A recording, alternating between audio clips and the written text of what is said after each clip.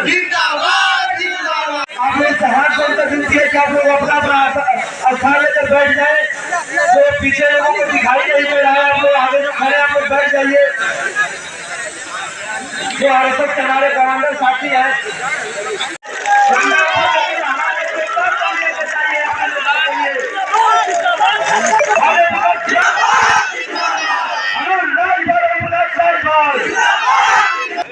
बहुत बहुत धन्यवाद।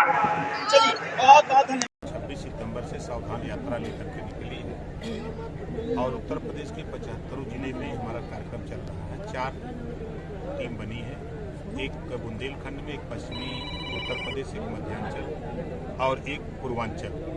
और पूर्वांचल में हम हैं, इसी के साथ साथ बिहार भी हम जाते हैं। इसका मकसद सिर्फ इतना है कि 1931 में जातिवार जनगणना हुई, जातियों की गिनती उसके बाद नहीं हुई, संविधान बना, संविधान में व्यवस्था मिली कि 10 साल पे जातिवार जनगणना होनी चाहिए, लेकिन 7 दशक हो गई, जातिवार जनगणना नहीं हो पा रही है। तो जातिवार जनगणना जब तक नहीं होगी तब तक हिस्सेदारी किसी को नहीं मिलेगी। 75 साल की आज़ादी में जब संविधान एक है, देश एक है, प्रधानमंत्री एक है, राष्ट्रपति एक है, तो फिर 2 तरह की शिक्षा क्यों, एक समान शिक्षा क्यों नहीं कर दी जाती? सरकारी स्कूल में पढ़ने वाला और प्राइवेट में पढ़ने वाला, दोनों में शिक्षा में अंतर है। जब नौकरी के लिए अप्लाई करता है गरीब कमजोर सरकारी में पढ़ने वाला, तो जब वो जाता है वहाँ तो पता लगता है कि पेपर एक आता है, तो गरीब फेल हो जाता है और प्राइवेट में पढ़ने वाला अमीर पास हो जाता है। तो एक समान अनिवार्य फ्री शिक्षा के लिए लोगों को जागरूक कर रहे हैं। आज बेरोजगारी चरम पे बढ़ रही है, बेरोजगारी के लिए तमाम स्कीमें सरकार बना रही हैं, लेकिन हम लोगों की एक मानना है कि तकनीकी शिक्षा कक्षा 4 से रोजगार परक शिक्षा, मोबाइल बनाना, लैपटॉप बनाना, मोटरसाइकिल बनाना, कैमरा बनाना, इस तरह के 100 विषय बने और एक विषय कक्षा 4 से हर बच्चे को पढ़ना अनिवार्य कर दिया जाए। रोजगार परक शिक्षा लागू कराना, आरबीआई से लोन लेने वाले देश के उद्योगपति, उनके ऊपर जब विपत्ति आती तो उनके कर्जे माफ हो जाते हैं।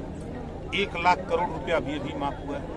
वहीं जब घरेलू बिजली का बिल जब नहीं दे पा रहे हैं गरीब लोग, अमीर अगर कर्जा नहीं दे पा रहा है तो उसके कर्जे माफ हो जा रहे हैं। वहीं जब गरीब घरेलू बिजली का बिल नहीं दे पा रहा है तो उसका कनेक्शन कट जा रहा है, गांव के गांव कनेक्शन काटे जा रहे हैं। तो हमारा अपना मानना, हमारी पार्टी का मानना है कि घरेलू बिजली का बिल माफ होना चाहिए, गरीबों का इलाज फ्री में होना चाहिए।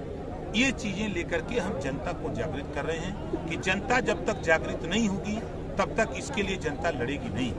जनता चुनाव आता है, नेता आते हैं, दारू पिला देते हैं, मुर्गा खिला देते हैं और दारू पिला के मुर्गा खिला के इनका वोट ले लेते हैं और 5 साल इनको मुर्गा बना के। जनता जानना चाह रही है भाजपा कब ज्वाइन करेंगे? इन दिनों लगातार आपकी नजदीकियां बढ़ रही हैं भारतीय जनता पार्टी के नेताओं से, क्या कहेंगे?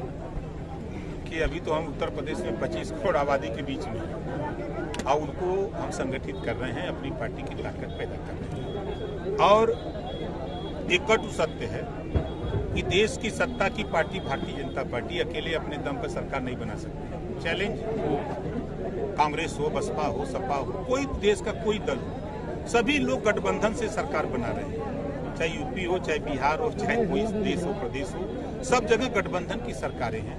तो हम अपनी ताकत अभी पैदा कर रहे हैं। जब टाइम आएगा, 24 का चुनाव आएगा, 27 का, तो फिर देखा जाएगा। तब भाजपा अलायंस का ऐलान करेंगे।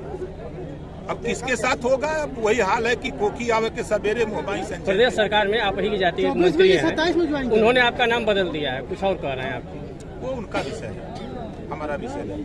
दूसरा, अभी नेताजी का देहांत हो गया है, आप भी वहाँ गए थे, अब अखिलेश जी उनके वंशज के रूप में आए हैं, उनकी पीढ़ी संभालेंगे।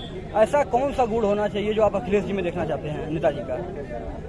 देखिए, बाप बाप होता है, बेटा बेटा होता है।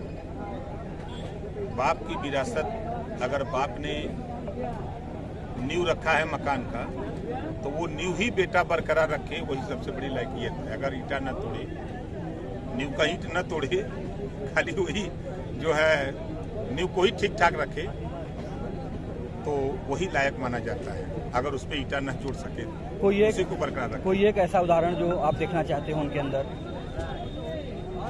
अब उदाहरण हम उनको अभी समय उनके ऊपर मुसीबत का पहाड़ टूटा हुआ है, पिताजी का देहांत हुआ है। हम तो ईश्वर से प्रार्थना करेंगे कि भाई नेताजी को ईश्वर उनकी आत्मा को शांति दे और इन लोगों को दुख सहने की क्षमता दे। अभी तक तो हमारी यही अध्यक्ष जी, आपके पार्टी के लोग जब से आपकी पार्टी